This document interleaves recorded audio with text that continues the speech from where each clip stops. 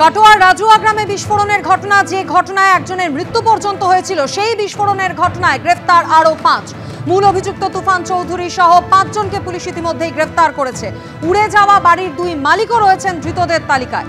এই বিষয় নিয়ে আরো বিস্তারিত জানতে সরাসরি কথা বলে নেব। থানার বাইরে থেকে রয়েছেন আমাদের প্রতিনিধি রানা দাস। রানা, যে 5 জনকে পুলিশ গ্রেফতার করেছে তারা কি স্থানীয় বাসিন্দা? তার কারণ এই প্রশ্নটা গ্রামবাসীরাই বারবার তুলছিলেন যে বাইরে থেকে দুষ্কৃতী এনে এই বোমা বাঁধার কাজ চলতো, এবং ধৃতদের পরিচয় সম্পর্কে কি জানতে পারছো? বিস্ফোরণ কাণ্ডে মূল অভিযুক্ত তুফান চৌধুরীকে কিন্তু আগেই গ্রেপ্তার করেছিল এবং পুলিশের কাছেই কাস্টডিতেই রয়েছে, এখন চিকিৎসা চলছে। এরপরে তুফানের যে ফোন রয়েছে সেই ফোন ট্র্যাক করা হয়, সার্ভেলেন্সে রাখা হয় এবং সেখান থেকে উঠে আসে ওই গ্রামেরই 4 জনের নাম, এবং যাদের মধ্যে 2 জন হচ্ছে যে বাড়িতে এই বিস্ফোরণ হয়েছে সেই বাড়ির মালিক।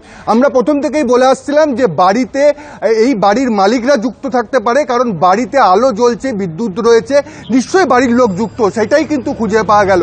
আরও 2 জন গ্রামের পাওয়া গেছে যারা এই বোমা বাঁধার সময় পুরো পাহারা দিচ্ছিল গ্রাম, এবং আরও 2 জন এই বোমা বাঁধতে গিয়ে আহত, তাদের পালাতে সাহায্য করেছিল।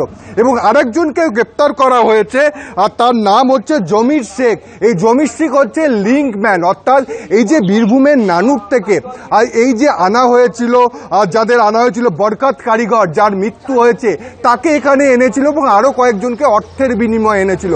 অর্থাৎ মোট 5 জনকে আজ গ্রেপ্তার দেখানো হয়েছে, তাদের কাটোয়া আদালতে তোলা হয়েছে। এই ঘটনায় তুফান সহ 6 জনকে গ্রেপ্তার করলো কাটোয়া থানার পুলিশ। আপনার ছেলে এই মুহূর্তে আহত অবস্থায় হাসপাতালে ভর্তি রয়েছেন।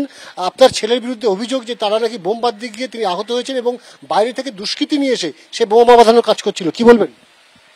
আমি বাইরেকার লোক আমি চিনি না বা জানি না, আমি জানি না, কিন্তু আমার ছেলে আমাকে ডাকলো, আমার ছেলে তখন জল সে বাইরে বেরিয়ে এসেছে, ওইটুকু আমি দেখলাম। আমাকে একটা মেয়ে বলছে যে তুমি দেখো কি হচ্ছে, তা আমি বললাম কার কি হচ্ছে আমি যাব না। তারপরে 2টো মেয়ে এসে বললে দেখো তুফান মরে যেছে, তখন আমি বেরিয়ে গেছি, ছেলে জল ছিল তখন। আমি বারে বারে বলেছি বুড়িমার চকলেট বোম বন্ধ হয়েছে, কিন্তু পিসির বোম বন্ধ হয়নি, পিসির বোম চালু আছে।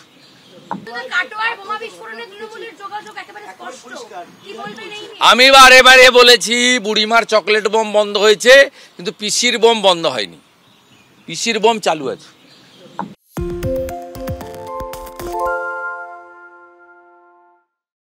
সত্য অন্তহীন, সত্যের খোঁজও তাই, সত্য সন্ধানে তাই আমরা অক্লান্ত, অকুতভয়। এবিপি আনন্দ নতুন ভাবনার প্রতীক, যা মনে মুক্ত, তথ্যে যুক্ত এবং যাবতীয় সীমানার বাঁধন থেকে মুক্ত। সীমা না শব্দটির মধ্যে লুকিয়ে আছে মানা শব্দটি, যেন চোখ রাঙানি এক অদৃশ্য বেড়াজাল, যা আটকে রাখে আমাদের এক ছোট্ট গণ্ডির মধ্যে। একমাত্র সঠিক খবরই গড়ে তুলবে এক মুক্ত সমাজ। সেই জগৎ গড়ার লক্ষ্যে কোনো সীমানার ঠুকুটি আমরা মানব না। এবিপি আনন্দ এগিয়ে থাকে, এগিয়ে রাখে।